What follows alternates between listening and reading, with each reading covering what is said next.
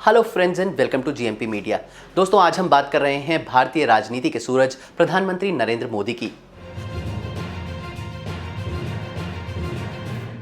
प्रधानमंत्री मोदी की लोकप्रियता देखकर भारत ही नहीं बल्कि पूरी दुनिया दंग है।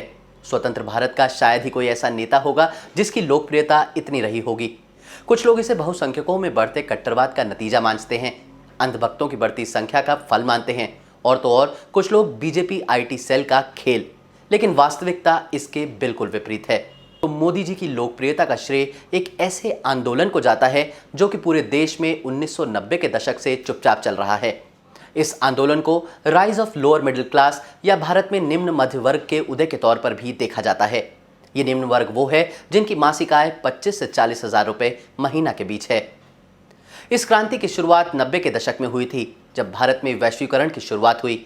इस दशक ने देश की अर्थव्यवस्था को नई दिशा देने की कोशिश की, जिसका श्रेय डॉक्टर मनमोहन सिंह को जाता है।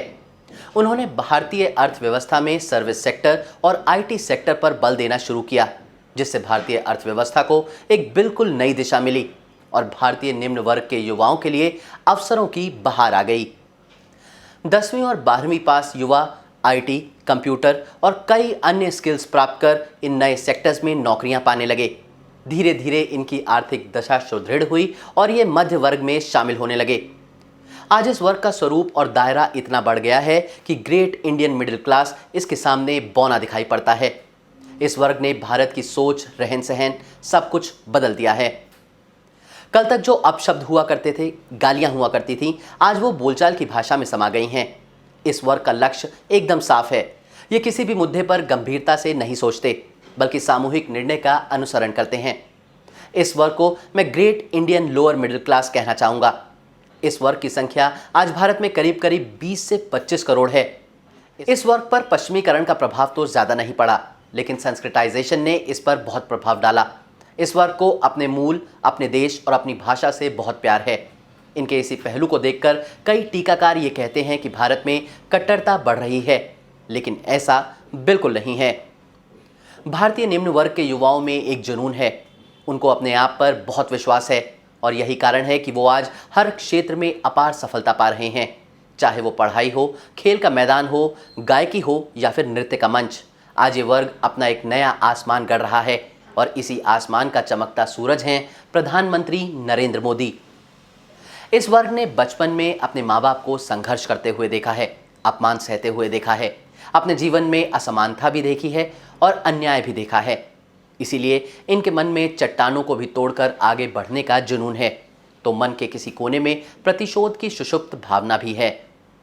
ये उस समय से जुड़ी सभी चीज़ों को, चाहे कोई संगठन हो, नेता हो या पॉलिटिकल पार्टी हो, सभी को अपने संघर्ष से जोड़कर देखते हैं। और शायद यही कारण है कि कांग्रेस पार्टी से ये वर्ग थोड़ा दूर है।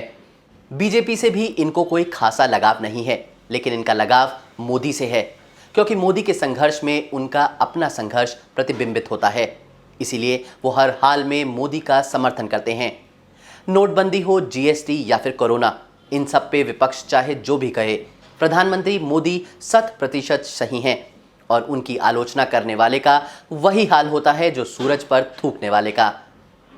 इसके अलावा इस वर्ग में हो रहे संवर्धन ने पुराने मध्य वर्ग को समेटकर हाशिए पर ला खड़ा किया है और ये वर्ग अब उच्च वर्ग कहलाने लगा है।